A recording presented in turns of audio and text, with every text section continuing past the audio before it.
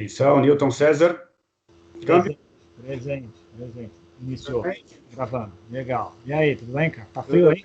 Tudo bem também. E aí, vamos começar mais um episódio de Contatos Insólitos. Episódio número 35, desta vez, Anjos ou ETs. Bom, nenhuma novidade, né, cara? É um assunto aí que outras pessoas, outros estudiosos, gente muito mais competente, inclusive, do que nós, né, já esteve estudando e falando a respeito. Mas, né, vamos também dar as nossas opiniões, as nossas explorações, nossas divagações a respeito, né? Vamos embora. Tudo. Temos opinião para tudo, né, cara? Menos para as coisas importantes. Vamos lá. Bom, cara, Anjos ou ETs, né?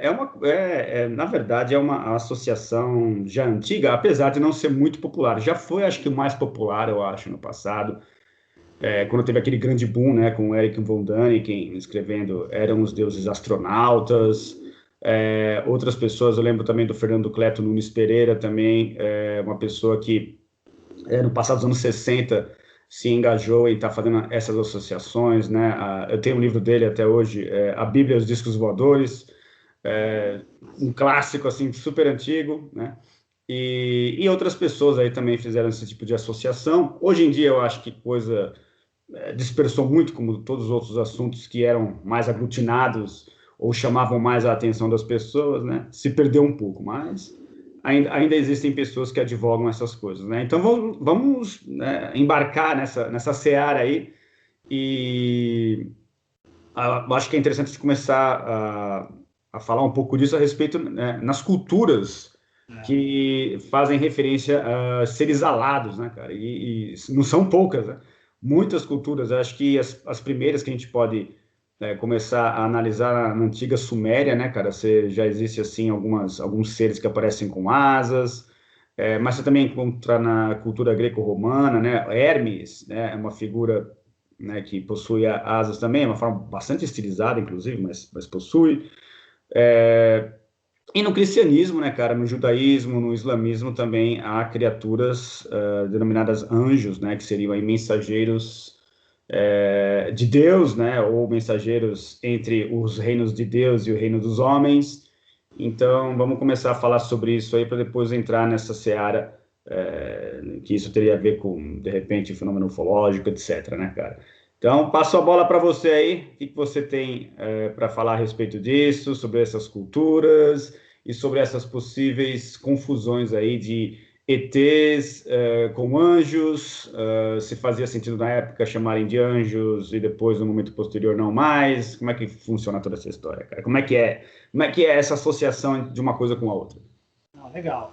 Quando você me passou, eu me lembro que, quando você me passou o tópico, acho que foi sábado, né? Eu me lembro que dos trabalhos que eu fazia na época que eu estava lá nos grupos Rama no começo, eu fazia muitos trabalhos de pesquisa pessoal. Não tinha internet, então era livros, xerox, revistas que a gente catava e fazia associações e escrevia, né?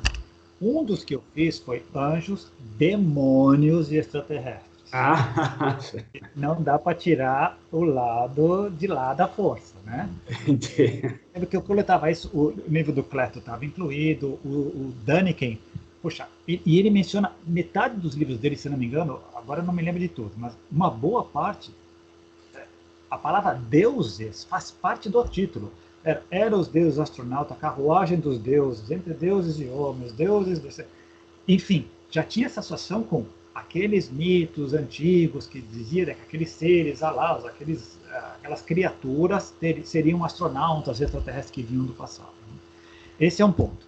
Você tocou no outro também que eu tinha roçado lá atrás. A imagem dos deuses do Olimpo gregos, Hermes era um deles, mas eles estavam lá, e é muitos, a gente não tem ideia de todos. Qualquer uma pessoa que se meta a estudar mitologia vai ver que tinha um monte deles que também tinham asas, voavam, né? Essa ideia de voar e tal. Qualquer palestra de ufologia que seja decente vai mostrar quadros, pinturas na parede, pinturas rupestres ou quadros antigos que vai mostrar objetos discoidais no céu, ou a navezinha lá, todo mundo faz essa coisa da astroarqueologia, vai passar por isso, né? Então, vem nos acompanhando há muito tempo. O que acontece, porque a tua associação E recentemente, antes de chegar na sua parte, recentemente o History Channel, com aquela vasta coletânea da série de ufologia e tal, dos famosos astronautas, programa sim, programa não, falam da ideia dos anjos, seres que vieram do céu. Enfim, o que a gente adaptou? O que a gente está conversando hoje? A sociedade vai adaptando o seu discurso junto com o seu progresso tecnológico e sociológico e vai reinterpretando esses mitos de alguma maneira. E hoje a gente está interpretando essas criaturas que vieram antigamente como seres que trabalham, manipulam equipamentos, naves, veículos que transportam pelo ar.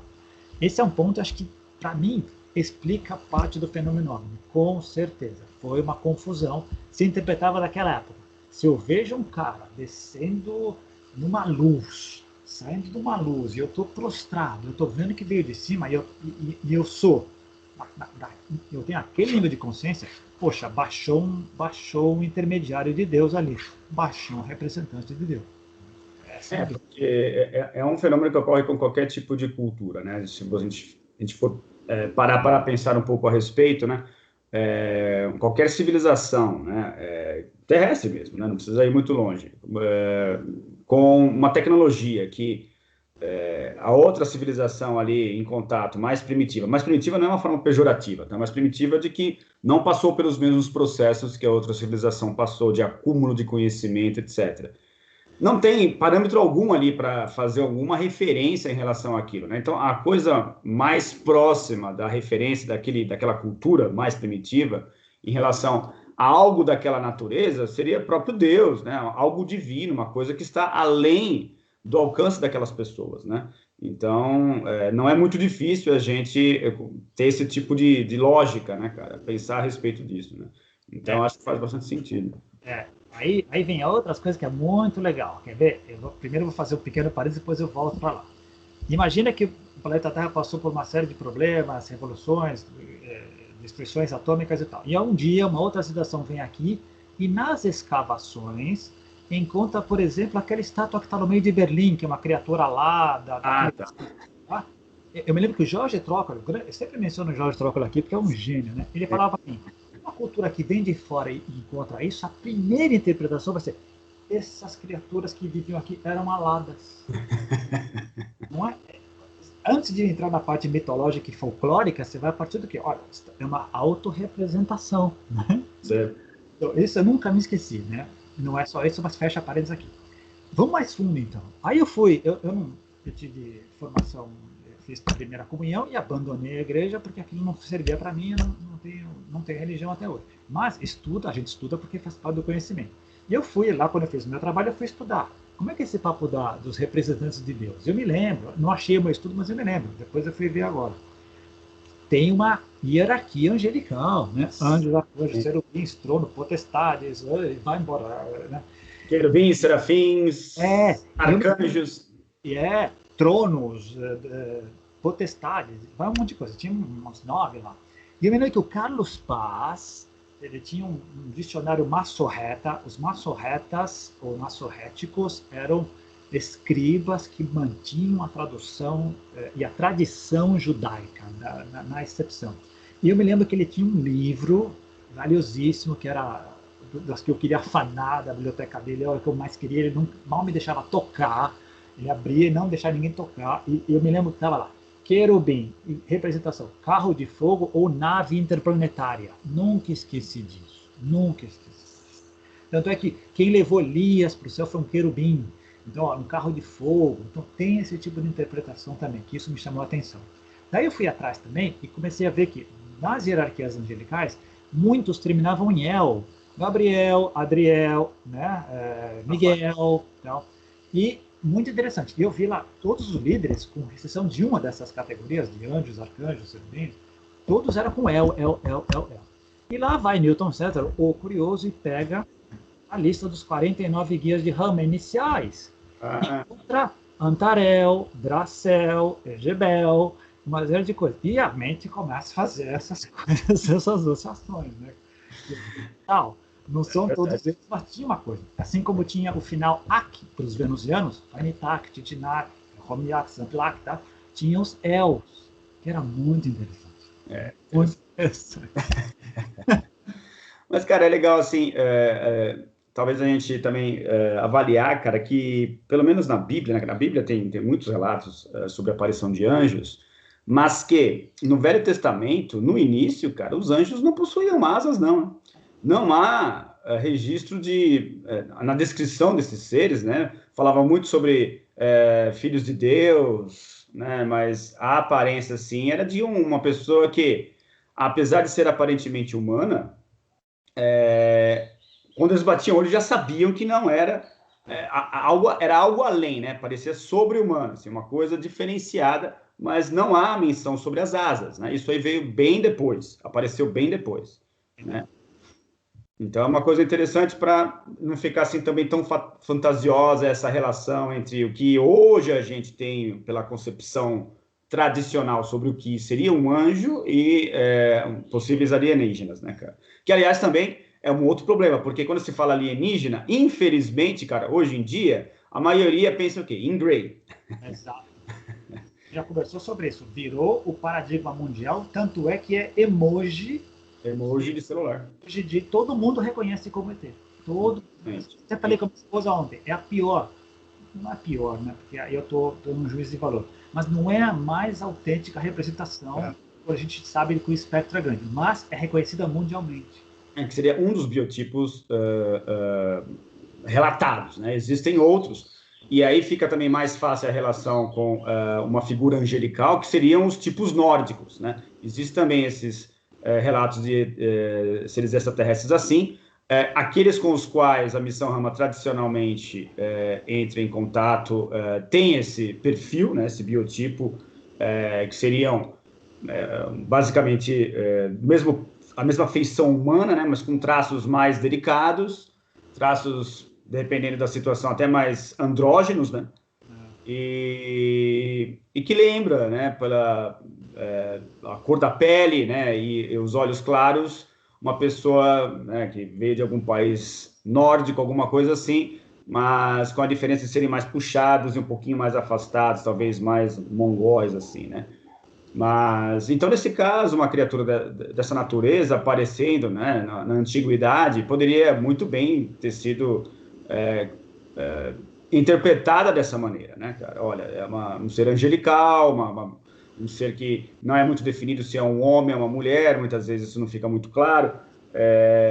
E aí, a questão das asas em si será uma questão, uma alusão ao poder que eles tinham de voar, né? Exato. E até então eles não conheciam nada além dos pássaros, né?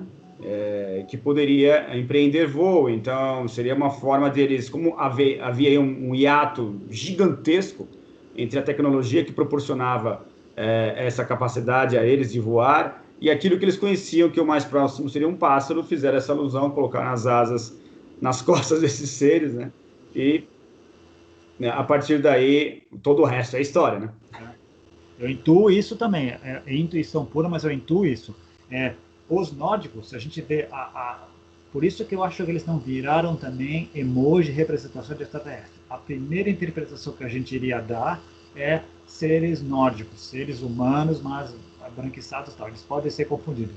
Os Greys, eles são bem específicos, né? Então, claro, ponto 1. Ponto 2, esses nórdicos, quando reportados dentro do fenômeno OVNI e dentro da parte extraterrestre que está dentro do fenômeno OVNI, aí tem dois lados. Tem os lados dos seres da teosofia, o Moria, os mestres ascendidos e os extraterrestres. Também é outra seara que a gente pode entrar depois, né?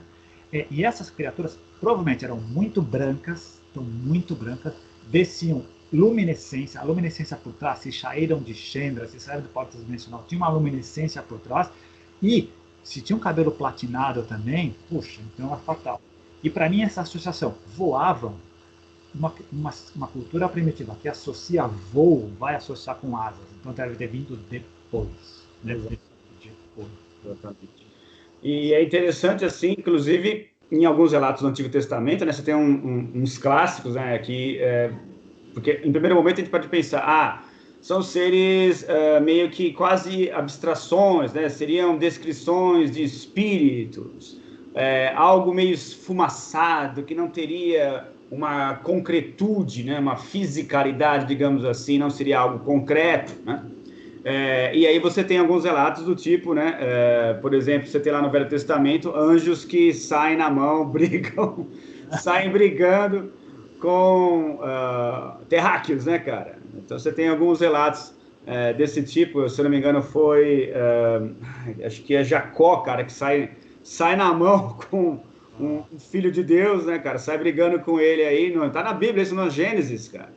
E aí, até um determinado momento, esse ser dá um golpe na coxa de Jacó e aí ele fica imobilizado. Agora, para dar um golpe na coxa, né, do Jacó, é porque era um ser de carne e osso, né, cara? Não... Tinha uma interação física, né? Exatamente. Então... E vai além. Bem lembrado isso, acho que tem vários relatos da Bíblia. Aí vamos na parte mitológica grega do Olimpo. Os deuses do Olimpo também se relacionavam com os humanos o tempo inteiro e, pior, carregavam os nossos defeitos, os nossos pecados. Tinham inveja, tinham ciúme, né? Vinham aqui, interferiam aqui. Então, é uma saroca total. E vamos para o outro lado. Alguns deles viraram anjos caídos e ficaram na parte do outro, lá, da outra esfera. Luzbel, olha o nome, Luzbel, Lúcifer, carregava luz. Então, em princípio, eram criaturas agradáveis, bacanas, altruístas, que mudaram por alguma razão. Aí vem na interpretação da Bíblia. Se rebelou contra Deus, ou queria ter privilégios que não tinha, essa é outra história. Mas existe também uma hierarquia, vamos dizer assim, demoníaca. Então... Aí é bem interessante, porque entra numa outra seara bem diferente, né, cara, do que a gente está tentando levar aqui, que é justamente a criação do mal personalizado, né, cara, ou personificado, digamos assim, não personalizado, personificado, Satã, né, Lúcifer, coisas desse tipo. Mas sem cair nessa, mas voltando no mesmo ponto que também existem relatos de supostamente seres extraterrestres que seriam ruins, que teriam essa intenção de manter a gente subjugados, ou humanidade subjugada, tal, que é uma série de outras coisas, que entraria por outro lado. Também algumas delas teriam designações muito interessantes. Tem Asmodeu, tem muito de eu, terminando em eu no final, Beuzebu e algumas coisas dessas. Muito bacana, depois de estudar, é bem legal isso. Mas o importante sempre tem a ver com a interpretação, né? E hoje, a nossa cultura atual, segunda década do século XXI depois de Cristo, a gente tem uma maneira de interpretar diferente.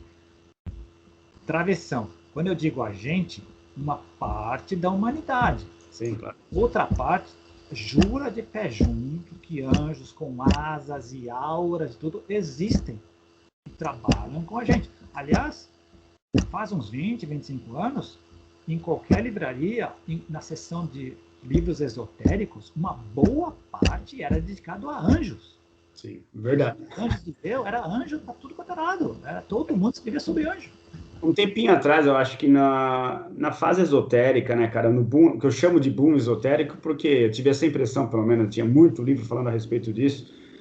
Nas sessões de livrarias famosas, você tinha uma sessão praticamente dedicada a isso, né, cara? Impressionante. Direto, final dos anos 90, final dos anos 80, 90 inteiro, aí começou a arrefecer no começo dos anos 2000.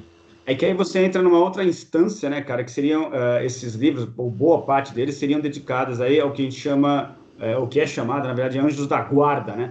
Que aí seria uma outra categoria de seres que estariam zelando pelo nosso bem-estar, né? E também dá para a gente questionar a respeito, né? Havia, então, quer dizer, anjos que não zelavam pelo nosso bem-estar, que seriam os anjos caídos, em princípio, e aqueles que estariam nos ajudando de alguma forma, né?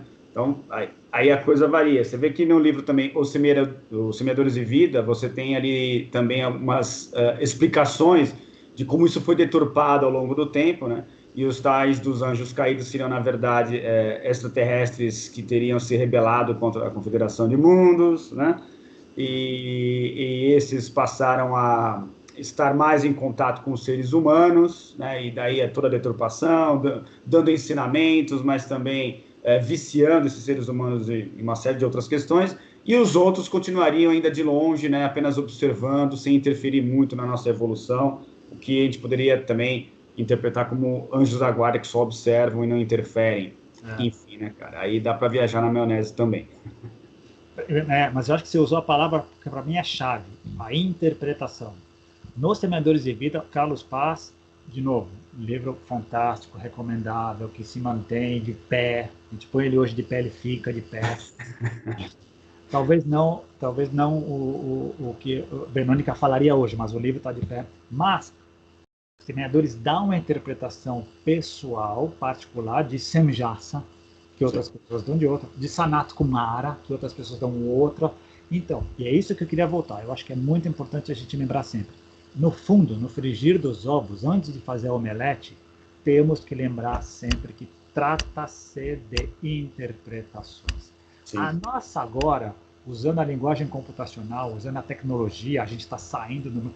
A China vai colocar outro robozinho, outra sonda lá em Marte, logo, aí então nós estamos conseguindo fazer isso. Os Emirados Árabes vão fazer a mesma coisa, enfim. Nós estamos num processo legal, a gente interpreta a realidade de uma maneira, mas ainda é interpretação. Sim. A gente tem que lembrar sempre isso. E aí eu queria pegar e dar um salto.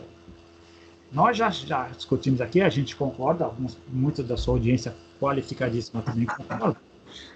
E a realidade é muito maior do que a gente consegue perceber. Né? Isso é fato. A gente está num cativeiro preso e circunscrito pelos nossos 5 sentidos físicos. Mas muitos de nós, por N fatores, por experiências de pico, por trabalhos espiritualistas, etc., conseguem enxergar parte dessa realidade que nós não conseguimos, que a maioria não consegue. Algumas dessas pessoas podem, sim, estar vendo essas criaturas. Sim. elas podem ver hoje e podiam ver há milhares de anos. Então, é perfeitamente possível que elas tenham visto criaturas que verdadeiramente existem e que existiram e que eram assim mesmo. Pode ser que dentro do espectro que a realidade se apresente, esses seres mais, digamos assim, espirituais e não de carne e osso também façam parte, né, cara? Duas observações. Lembra do filme A Cidade dos Anjos? Sim.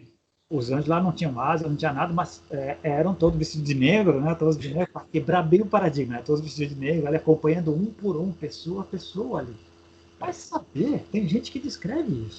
Vai saber. E aí, de repente, fala-se que é anjo, mas na verdade seria um guia espiritual, alguma coisa assim. E começa a misturar. Esse é um ponto. Segundo, quando Zecaria Sitchin escreve 12º planeta, escada para Deus e os céus, mundos perdidos, o Gênesis revisitado, ele pega das tabuinhas de argila da Suméria e conta uma grande história.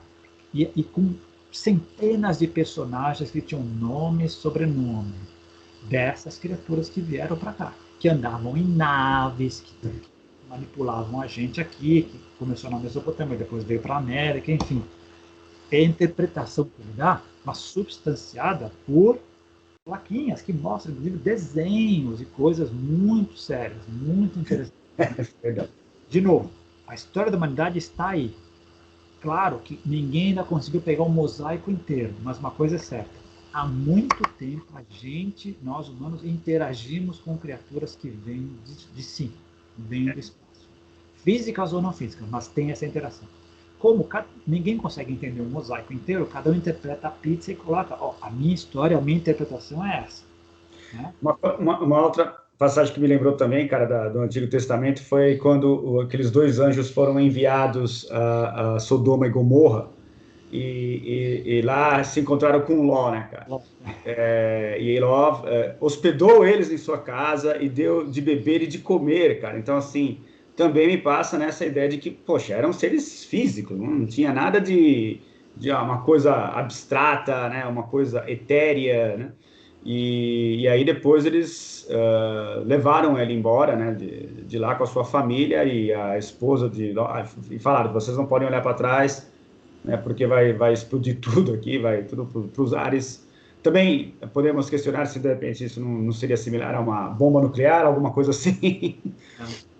Mas, e aí a esposa olha para trás e vira uma estátua de sal, né? segundo a Gênesis também. Mas é interessante esse aspecto desses anjos indo ao encontro das pessoas, dormindo em suas casas, lutando, né, lutas corpóreas, se alimentando, e parece que na hora as pessoas, apesar de terem essa aparência humana, já reconhecem, opa, isso aqui não é um ser humano normal, é algo que está além da nossa condição, né, cara? Impressionante. É isso que eu ia falar. Por mais que eu seja cético com relação à Bíblia naquele sentido, o jornalismo me deixou muito pé no chão. Então, não tem um repórter lá anotando na hora o que aconteceu. Poxa, tudo que vem de segunda mão é suspeito. Então, todo o texto bíblico é de segunda mão, ele é traduzido, retraduzido e manipulado. Então, até aí tudo bem. Histórias orais são confiáveis? Muitas delas, sim. A gente vai... Os maores na Nova Zelândia tem toda uma história que é toda oral, não está escrita. Você vai em qualquer tribo amazônica, eles têm toda uma história oral. Não é necessário que seja assim. Mas a gente sabe, quando eu conto, eu aumento um conto. Ela ser manipulada. Então, as histórias da Bíblia são muito legais, a gente dá a interpretação delas hoje, assim como as profecias de Nostradamus ou qualquer outra coisa. Elas vão se atualizando com o nível de interpretação tecnológica da sociedade. Mas tem que deixar sempre com interrogação. Terá mesmo acontecido aquilo? Quem escreveu aquilo foi de segunda mão. Mas a gente releva. Mas a mesma coisa acontece agora. É isso que eu queria levar. Hoje a gente acha que a nossa interpretação é a mais acurada que existe, né? O pessoal lá do Discovery, do History Channel, são extraterrestres, porque olha aqui, voava, tá aqui, olha aqui, compara com o fenômeno OVNI, compara, e dá até para comparar hoje. Olha o que está escrito, olha o pictograma, e olha uma nave hoje, uma nave nossa, né? Tem o ônibus espacial, o formato do ônibus espacial é exatamente igual a uma figurinha de ouro que está no Museu Colombiano da República, feito pelos Taironas, que era uma tribo indígena, é igualzinho o formato do ônibus espacial, com as asinhas e tudo. Então, é claro que a associação vai ser imediata, mas a gente tem que lembrar que a nossa interpretação de hoje é a mais acurada com relação ao passado, mas ela estará desatualizada daqui a 50 anos. Com certeza. Sempre está no topo do bolo, mas o bolo não parará de crescer. Ele continuará crescendo. Aquela ideia que foi o tema de outro episódio, né, cara, da consciência analógica para a digital, né? Então, em que momento que a gente encontra nessa transição que deve ser assim bastante elástica, né? Bastante expansiva? Estamos mais próximos do universo analógico ou mais próximos do universo digital, né, cara? Então, fica complicado. A interpretação de Deus, do profundo, tal, no momento que a gente faz trabalho espiritualista, começa a mudar. Quando você começa a ter experiências que vão além do cativeiro, a coisa muda. Eu vou interpretá-la com os meus paradigmas. E ele vai mudar, se eu me permitir mudar, se eu não ficar datado, se eu escapar da paralisia, ele vai além, mas que é o grande desafio, escapar da paralisia, não achar que é o focado. Então, hoje a principal interpretação, para mim, é essa também. Uma parte dessa turma, dessa parte angelical, provavelmente eram esses seres que nos visitam há muito tempo, que foram interpretados desta maneira, e que interatuavam assim também. E o que você falou, acho que é muito importante. Não havia dúvida de distinguir quem era não quem. Provavelmente pela altura, provavelmente pela maneira que chegou, maneira que se apresentava, o tipo de cabelo, né? A luminescência por trás, devia ter alguma coisa diferente. Se a gente percebe hoje em algumas experiências, imagina essa pessoa lá atrás.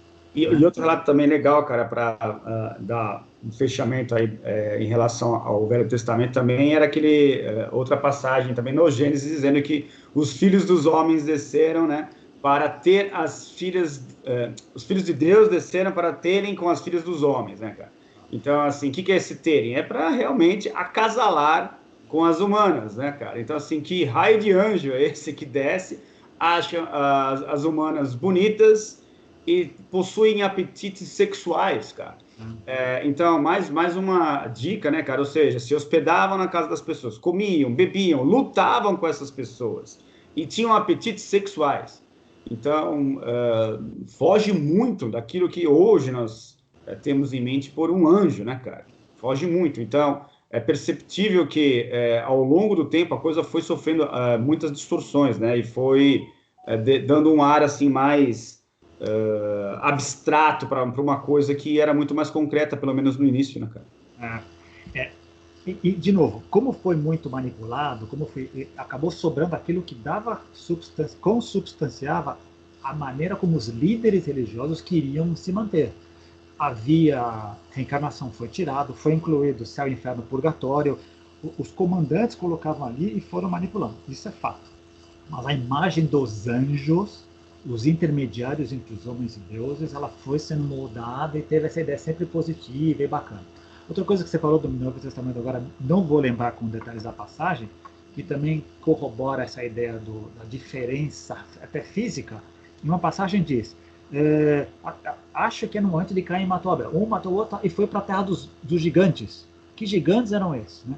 Então, havia uma diferenciação entre os homens normais e os gigantes. Então, havia outra turma aqui que estava que era diferenciada fisicamente. Né? Tem aquelas ideias dos nefelins, né, cara? Que os nefelins eram gigantes, mas tem pessoas que falam que a tradução foi incorreta, que nefelim não queria dizer isso, que eram gigantes não no sentido de altura, mas gigantes no sentido do poderio, dos poderes que eles possuíam, que era muito acima da média humana, né? E que não era necessariamente em estatura. Mas, de qualquer maneira, cara, você pegando os textos apócrifos, né, que são muito numerosos, estão além daquilo que é apresentado para nós na Bíblia tradicional, você tem relatos muito interessantes, né, cara? O livro de Enoque também, por exemplo, é muito interessante, tanto é que foi, né? Não foi considerado como um livro oficial, porque eu acho que estava dando muita informação ali que não era legal. É um leque que até que dá muita explicação. Mas é que você falou perfeito. Uma coisa é a denotação, o significado que eu quis dar para aquele termo. Outra coisa é a conotação que ela vai adquirindo no passar da história e no interpretar de cada um. Exato. De novo, o maior exemplo, quantos Jesus existiram? Supostamente um. Quantas interpretações do cristianismo ou do cristão, quantas pessoas dizem cristãs e não conversam entre elas? Centenas. Hoje chegam a centenas. Quantos tipos de budismo existem? Era só um. A gente é assim. E quem é quem para dizer que um é mais legítimo do que outro, né? Então a gente entraria em outras complicações aí. Mas, de novo, voltando a essa parte, anjos e o fenômeno OVNI e os demônios também, de certa maneira, uma parte deles está vinculada. Não dá para dissociar. O quanto a gente teria que embrenhar, como eu te falei agora, e fundo na terminologia, nos nomes, no tipo de abordagem, né? E essa relação que sempre existiu e continua existindo. Isso é o mais interessante, continua existindo e nada indica que deixará de continuar existindo. O como ela vai evoluir vai depender de uma série de fatores, inclusive do que a gente faz hoje. E o trabalho que isso daria também, né, cara? Você ir atrás dos livros originais, né? Tentando achar as coisas menos deturpadas possíveis, porque fica complicado. À medida que a gente se distancia em relação ao tempo em que um evento em particular, um incidente em particular ocorreu, cara, fica cada vez mais difícil de você interpretar aquilo de uma forma correta, né, cara, ou precisa. Então, as distorções são inevitáveis, né? Não tem jeito. Vou pedir para fazer um parênteses aqui. Quando eu escrevi no livro sobre Brasil e Argentina, eu encontrei várias histórias que vinham se repetindo. Então, uma bibliografia chamava outra tal. Então, você passa, isso aqui é fato, né? Se esse autor diz isso, se esse autor diz isso, outro autor diz isso. E algumas eu tive a oportunidade de voltar aos jornais da época. A Argentina tem ele matou, como é que chama? Esqueci do estudo dos jornais e revistas, mas eles têm um arquivo de jornais e revistas sensacional e super fácil de aceder. Eu tive condições de comparar as histórias entre o que a gente tinha e outra. Muitas foram invenções puras. Puras. Uma mentira, uma deturpada num jornal uma vez errada, que todo mundo que foi consultar, ela ficou repetindo essa mentira, ela foi indo adiante. Isso acontece em todas as áreas. Eu considero que o ponto original, se aquele cara falou isso, então eu vou indo. Por isso que é super importante você ir atrás das fontes, né, cara? A origem da coisa, né, cara? Porque em tudo, na verdade, né? Não só nesse assunto, em qualquer outro tipo de assunto, qual que é a fonte, qual que é a origem disso? Porque, ainda mais hoje em dia, cara, o nível de deturpação com as fake news, cara, tá muito complicado a gente levar as coisas ao pé da letra. Muito complicado. A possibilidade disso ser algo, no mínimo distorcido, é gigantesca, né, cara? E como a gente já falou aqui, que é um dos nossos mantras, como dá trabalho, como exige pesquisa, como exige paciência, como exige investigação, a maioria das pessoas não se submete a isso. Né? Então, se Não tem contenta nem com a tempo. explicação. É conveniente, reforça a minha maneira de pensar, está valendo, deve ser verdade. Exato. E você não concorda comigo, você que se justifica. É assim que a coisa funciona hoje em dia. E vivemos afogados em distorções de todo tipo. E pegando carona nessa ideia da distorção, cara, também é interessante até que ponto, de repente, uma ideia que pode ser clarificadora em relação à origem de uma coisa que você acredita, pode também ser inconveniente, né? Então, por exemplo, uma pessoa que é mais religiosa, né? Para ela, o anjo é aquele anjo com auréola, com asinhas, que está olhando por mim, está tomando conta da minha vida, que me mantém psicologicamente seguro, digamos assim, né? Num mundo que me parece bastante inseguro. E agora você vem com essa ideia aí de que, de repente, esses seres são distorções, né? De uma coisa bem diferente daquela que eu imaginava, né? Como assim, né, cara? Você só pode estar errado. Então, existe todo um fator psicológico que foi ajudando, acho que, consolidar essa ideia, né, cara? Distante da ideia original, né, de seres que estão aqui me protegendo, né, que Deus está olhando por mim e que eu sou, de uma certa forma, observado, por seres que estão me ajudando de uma certa maneira, né, cara? Então, Muito tem bem, esse aspecto também, cara, que é perigoso, né? muito bem colocado. E te ouvindo, eu me recordei de outra coisa. Uma pessoa que faça um trabalho espiritualista de contemplação, de meditação e tal, ela, bem feito, ela vai ter acesso a outros estágios de consciência, outras estruturas de consciência bem interessantes e vai enxergar coisas que os olhos não enxergam. É o que o Yuri falava do olho do espírito. O olho da carne, o olho da mente, o olho do espírito. Bárbaro. Mas e o outro lado da moeda? Aquela pessoa que já parte do pressuposto que é assim. Olha, os anjos são assim. O padre me disse, eles são assim. E aí eu vou entrar num processo de plegaria, de jejum, de concentração, já esperando ver isso. Puxa, se eu me submeto a isso, eu vou acabar vendo isso. Exato. Nem que a minha mente vá criar isso, mesmo que não exista, eu vou acabar e vai reforçar essa minha estrutura paradigmática. Vai acabar vendo, é delírio puro, acontece. Porque a pessoa ela vai associar, ela já vai procurar aquilo que reforça a sua ideia original, né? Vamos trazer para a nossa sardinha. Sim, claro. Muitos de nós que estudam o fenômeno OVNI em geral e participam de grupos de contato em particular como nós, às vezes não tem base para diferenciar objetos que cruzam os céus. Interpretam tudo aquilo como nave. É, Cruza ali, não sabe fazem diferenciar. esse recorte de acordo com aquilo que estão esperando.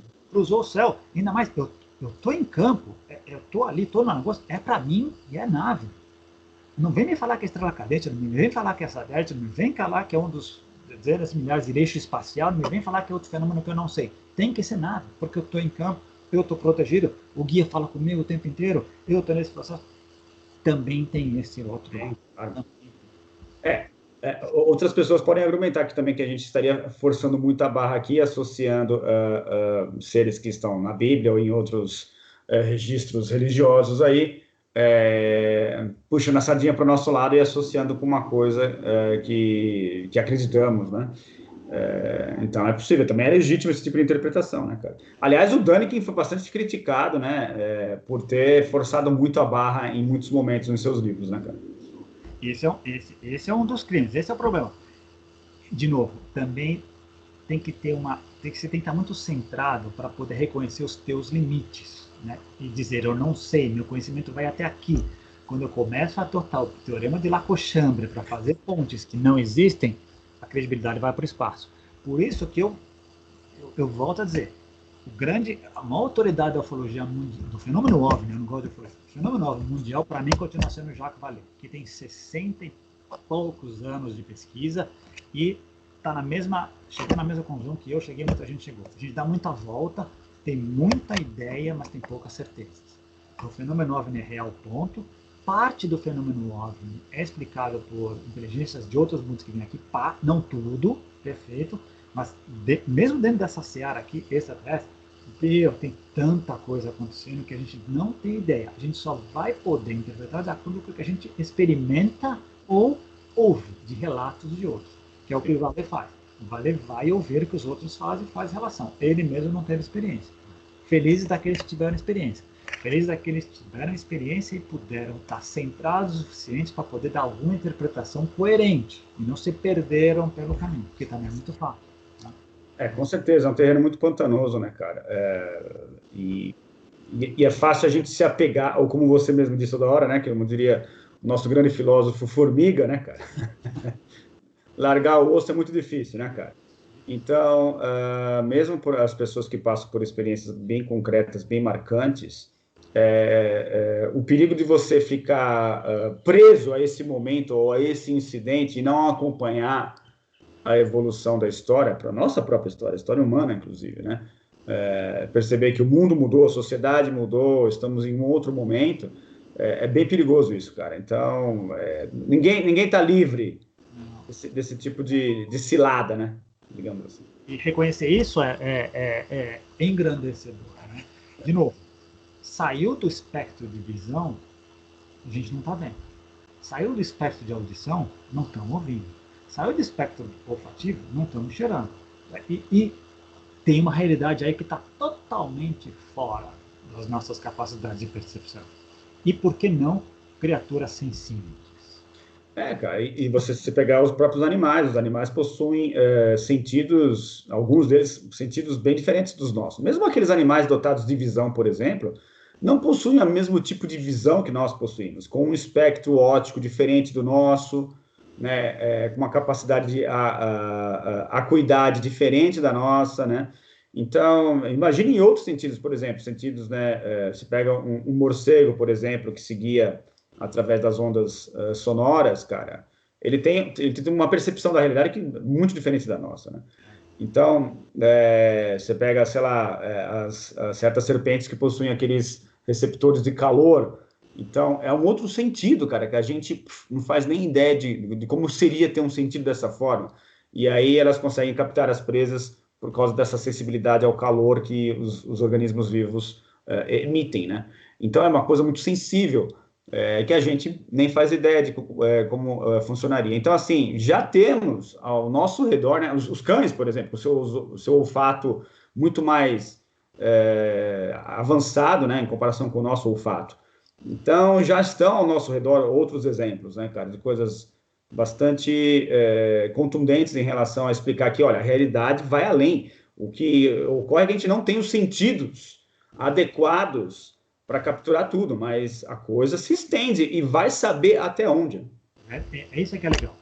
Deixar essa pergunta aberta é um ponto. Outro ponto é muito legal. Saber que existe, reconhecer que existe e aprender com isso e reconhecer. Já que nós não temos, vamos criar equipamentos, talvez, que consigam fazer. O sonar vem, os golfinhos têm isso, os morcegos têm isso. Vamos criar equipamentos que façam isso. A gente pode detectar a partir de som e uma série de outras coisas.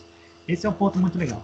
Outro ponto é esse, essa humildade de estar reconhecendo. A minha capacidade é limitada, mas vamos aprender, vamos expandir o leque, né, e encontrar outras coisas.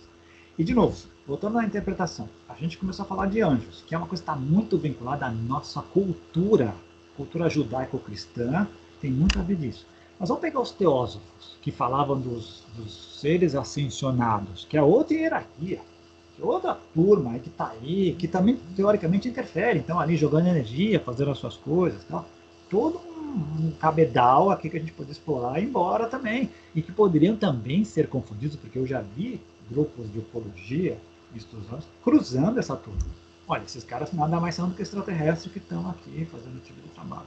Ou vamos outra seara que você gosta muito, os budistas lá, os bodhisattvas e outras coisas, essas criaturas que, pô, não, eu volto aqui e vou estar trabalhando aqui, vou estar tentando ajudar toda a corintianada a pensionar e sair do samsara. É passível de interpretação que possam ser criaturas que foram além, que se iluminaram, transcenderam essa parte física, mas existem como indivíduos e estão aqui, né? Eu acho que é importante a gente conseguir identificar essas várias facetas da realidade, né, cara? E esses vários tipos de fenômeno que ocorrem, que vão dando, que saem da imprecisão e vão em direção a uma precisão com um desenvolvimento, né? Então, tudo faz parte do grande pacotão, né, cara? Então, eu acho que tem essa questão da má interpretação, de um primeiro momento você associar aquilo que você está vendo com algo conhecido, né? É natural, é esperado que isso ocorra, né, cara? É normal até. Se você está vendo, sei lá, uma luz que vem do céu, você vai querer associar isso necessariamente com alguma nave, algum fenômeno tecnológico conhecido, um avião, um helicóptero, qualquer coisa assim. Mas é a nossa interpretação atualmente. Vai que existem outras coisas ocorrendo por aí que a gente ainda não consegue dar uma explicação racional, né, cara? Por exemplo, se você pegar índios que estão isolados, vivendo no meio da selva amazônica, e chegar lá com celulares, né, com smartphones, como é que eles vão interpretar esse artefato tecnológico? Né? Com alguma coisa que eles já possuem, né? Então, isso é uma parte que explica as nossas relações com a realidade, como elas se dão, as nossas necessidades de comparar aquilo com algo que é do nosso conhecimento, por mais restrito que ele seja, e entender que isso, ao longo do tempo, permite que hajam releituras daquilo e que você aprimore, né, aquele tipo de visão que ocorreu no passado e que é preciso rever aquilo com necessidades de atualizar aquele momento diante dos olhos ou diante do conhecimento disponível no momento, né, cara? Exato. Matou a pau. Você me fez lembrar duas coisas. Uma parte também do fenômeno OVNI se explica pelos folclores de cada cultura. Como é que eu vou interpretar essas coisas que são sobrenaturais, aculturando a época de cada cultura? Folclore. Thomas Bernard, o americano, é o que melhor fez isso juntando as coisas do fenômeno OVNI. E, de novo, sou obrigado a falar porque o cara é um gênio. Jacques Vallée, quando escreve Passaporte Amazônia, reúne 1000 casos de folclores do mundo inteiro e coloca lá, e sempre interação entre gente e coisas aéreas do céu. No último livro dele, do Wonders in the Sky, ele pega 500 casos de relações de objetos e, às vezes, criaturas que saíram desses objetos. Então, a gente sempre esteve imiscuído disso. O que a gente pode pegar? Estava te ouvindo? O que a gente pode concluir com relação à certeza dessa coisa? Primeiro, nunca esquecer que existe uma parte patológica. Algumas pessoas deliram. Sim, existe delírio. Existem pessoas que veem coisas e gente que não existe. Mas isso é patologia. Isso, à parte, parece que é fato.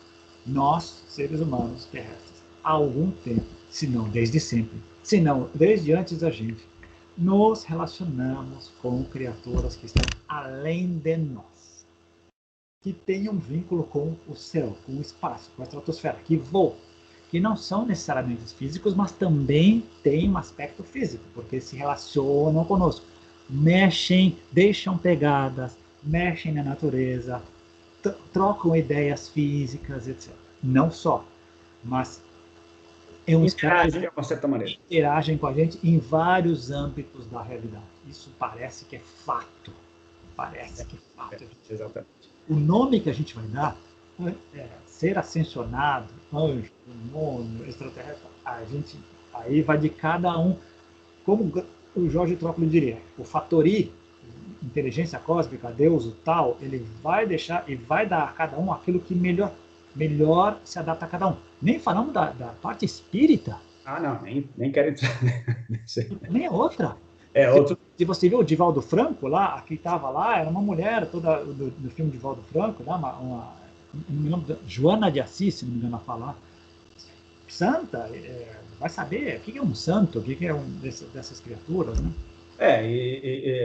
Exatamente, porque a gente vai entrar numa outra seara que vai fugir da questão do anjo, né, que é a aparição dos santos em si, né, que aí também é uma outra coisa que a gente poderia, mas aí vai ficar muito amplo o negócio, né, cara? Mas me parece bem plausível que essas antigas interpretações possam ter uma nova leitura, né, e que as nossas sejam revistas também mais para frente, cara. Né, nós estamos vendo hoje, de repente, pode ser revisto e reinterpretado, né, mais para frente. Olha só, 2 aspectos que eu acho que é legal. A gente está vivendo isso. A inteligência artificial está tomando conta da coisa. Então, a gente já viu que é possível máquinas se comportarem de maneira inteligente, fazerem coisas de maneira inteligente, sem ter um humano na comissão de frente, tá na retaguarda controlando as coisas aqui por trás.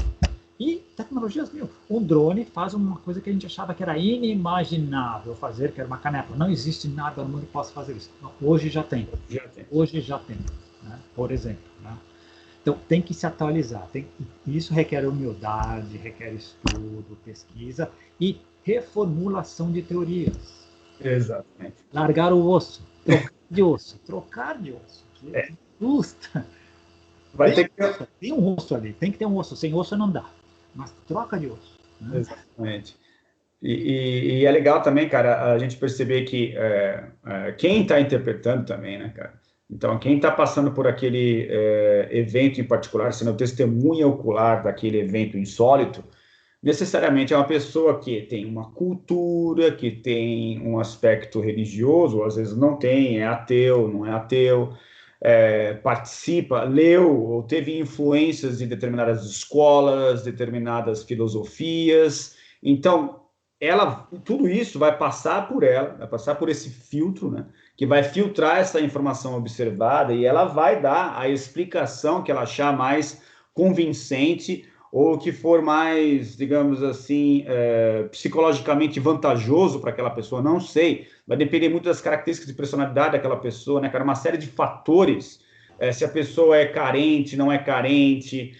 É muito complexo isso, né? A pessoa em si, ela é uma esponja que pode passar aquela informação adiante de uma forma muito deturpada, né? Um prisma, né, que fraciona a imagem que está sendo observada e traz como resultado daquilo uma coisa bem deformada em relação ao formato original. Isso também é muito complexo, cara, muito problemático, né? Porque a gente tende a pensar que somos isentos, tendemos a pensar que somos, às vezes, até infalíveis, né? E a coisa é muito pelo contrário, né, cara? Nós somos bem falhos nesses aspectos. Né? Racionais, nada disso, nada disso. E te escutando, imagina, tem o lado, você falou de uma pessoa, a vivência de uma pessoa, mas imagina quando o que ela vivenciou, o que ela viveu, adquire uma repercussão social, cultural. Você estava te ouvindo? Imagina o que aconteceu, seja lá o que tenha acontecido em Fátima, em 1917, se acontecesse, por exemplo, na Bolívia, no altiplano, ou com a cultura maia, como seria interpretada? Ou na Índia, ou no Tibete. Sim. Né? Seria outra interpretação. Ali caiu e das meninas levarem para a igreja e virou um fenômeno cristão. Mas seria outra coisa. Outra, Voronezh, 1989, Rússia. Olha, é um robô, as crianças, é um robô, é desse tipo. E se fosse em outro lugar, será que seria interpretado como um robô? Não sei. O russo é muito daquela coisa formatada, até aquele tipo de coisa, né? Apareceu o símbolo lá do H. Poxa, algumas pessoas aqui é um mita, é não confederado, já tem todo um pacote cultural por trás, e lá eles não estão nem aí. Esse símbolo ele tem outro significado para outras coisas. Né? Tudo tem a ver também com a cultura vigente no local, que é a estrutura paradigmática a partir da qual a gente interpreta. Exatamente, isso dificultou bastante, né, cara? Então, você imagina o quão problemático é por parte desses seres, cara, que estariam entrando em contato conosco, de tentar evitar esse tipo de distorção, ou já sabendo que a distorção será inevitável, né? Como é que eles minimizam isso, né? Então, não é nada fácil, né, cara? E faz a gente questionar, inclusive, por que eles, fazendo assim uma filtragem bastante ampla em relação à fenomenologia ufológica, em relação aos contatos que deram origem à missão Rama, por exemplo, né, cara? Por que escolheram o Peru? Por que escolheram aquele grupo, né, de adolescentes em particular, e não outro lugar do planeta, e não uma outra instância para que esse projeto da missão Rama fosse implementado, né, cara? Interessante. É muito interessante. Isso a gente precisa botar na tua lista lá de tópicos para fazer, porque você usou o termo que para mim é fatal e é clave. Houve escolha. Houve uma escolha. Eles podem escolher com quem começar e que experiências dar no começo, mas jamais podem prever que curso cada uma dessas frentes levaria. Jamais. Essa é a coisa fascinante. Aliás, não só eles, nenhum planejamento humano pode prever como outro humano se comportará. Pode haver probabilidades, né, cara? Isso aí acho que até por questões matemáticas, você pode, mas onde entra o ser humano, então, continua a probabilidade. A matemática vai para o espaço. Continua só a probabilidade. E aí entra um pouco do lado quântico para o lado macro. Né? Continua tudo sendo níveis de probabilidade, mas fura. O problema é do quê? Dele seguir aquele caminho que eu gostaria, bárbaro. Eu até brinquei com algumas pessoas a partir do papo da Verônica semana passada, que é outro ponto que a gente pode um dia bater também um papo legal. Dependendo como você analise esse processo que foi iniciado há 47 anos, ele foi um fracasso rotundo, um sucesso absurdo. Depende de como você analisa. Exatamente. Que é, inclusive, faz parte... a gente vai ter que... Estamos já no final aqui. Infelizmente, a gente vai poder falar sobre essas coisas, cara. Mas que é justamente um questionamento que acaba sendo recorrente das pessoas não gostarem de estarem... Num momento de questionamento em relação ao que eu estou fazendo dentro de um projeto como a Missão Rama, por exemplo, de não gostarem do fato de... ao se depararem com uma possibilidade que é, poxa, eu faço parte de um experimento, e eu não quero fazer parte de um experimento, eu não quero ser cobaia, né, cara? É um questionamento recorrente, ele não é tão popular, mas às vezes ele ocorre, ele vem à tona, né? E aí, por essa perspectiva, né, tentando olhar com os olhos desses caras, não teria como ser diferente, né, cara? Porque a quantidade de variações, a diversidade é tão ampla que não tem como você ter todas as variáveis em jogo, por mais que você seja inteligente, por mais que você tenha recursos computacionais muito mais avançados que os nossos, né? Eu acho que existe um fator de imprevisibilidade. Tem que ter, porque se não tiver, você vai ser o quê? Deus? Um ser que está onisciente, onipresente.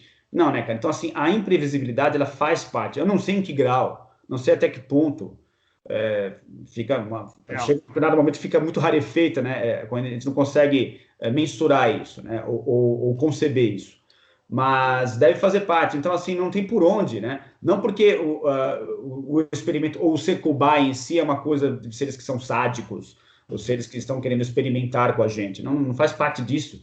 A questão é que a diversidade é tamanha que não tem como eles fazerem ou intervir de uma determinada maneira, sabendo tudo. Então, o experimento, em parte, ele faz parte do jogo. Não tem como ser diferente disso, né? Aliás, a vida é um grande experimento. É isso que a gente esquece. A vida é um grande experimento. Né? A gente é cobaia da vida, da encarnação.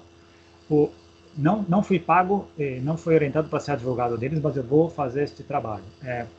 Qualquer um pode pular fora quando quiser. E ao contrário do que disseram aí, nenhum deles fica atrás, enchendo a paciência e forçando a barra para voltar. Qualquer um é livre para ir embora e seguir o seu caminho numa boa. Ninguém fica atazanando ninguém. Exato. E não há ninguém que tenha participado desse processo de maneira legítima e autônoma que não tenha se beneficiado dele. Quem trouxe benefício usa como desculpa para seus fracassos e suas escolhas mal feitas. Se a gente parar para pensar, inclusive até as questões humanas, elas são muito baseadas na questão da experimentação, né, cara?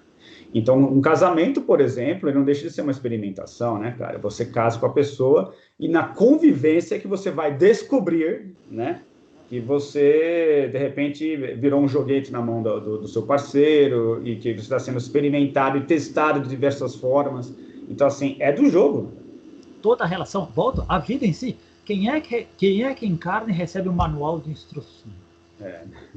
Não, vá, divirta-se, experimente. E pode, no terceiro suspiro, você pode desencarnar, ou pode desencarnar 99 anos depois.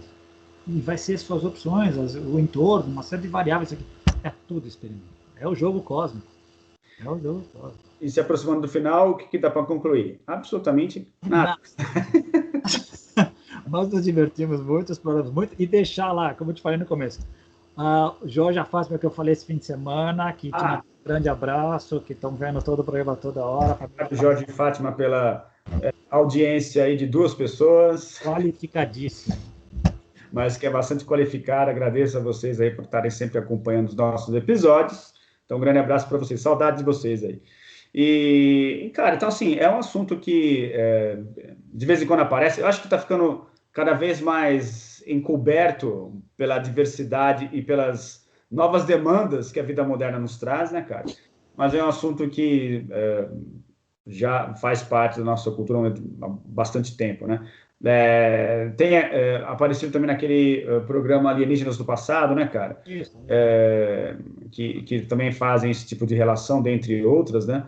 Mas também tem as forçações de barra, né, cara? Eu acho que em muitos momentos força-se demais, querendo atribuir tudo aos extraterrestres, e acho que a coisa não é por aí, né? Tem muita coisa que foram criações humanas mesmo. Mas tem coisas, como o próprio Valer, você mencionou ele em alguns momentos hoje, menciona que estão além, né, da estatística normal, estão além das explicações racionais, né, cara? Não. E essa é a ideia. Reconhecer que existe e que vale a pena pesquisar e investigar para o nosso benefício. O resto é forçação de barra, mas como diria Nietzsche, é humano, demasiado humano. Não tem por onde.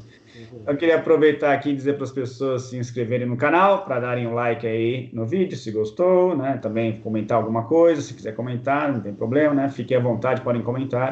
Sugestões, inclusive, de tópicos, se quiserem também sugerir algum assunto em particular, a gente vai dar uma verificada, ver se a gente consegue falar a respeito, né, cara? A gente é muito ousado, né, cara? A gente não tem competência para falar absolutamente nada, mas dane-se, né, cara? Vamos especular à vontade, né?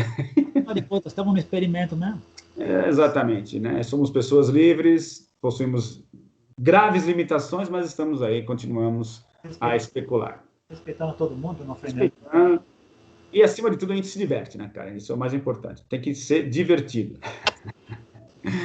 Então, um grande abraço. Obrigado mais uma vez aí por mais um Contatos Insólitos. Eu te vejo na próxima semana. Grande abraço. Beleza. Roberto, fique com os anjos. E você fique com os ETs. Até mais, cara. Grande abraço. Tchau. Tchau.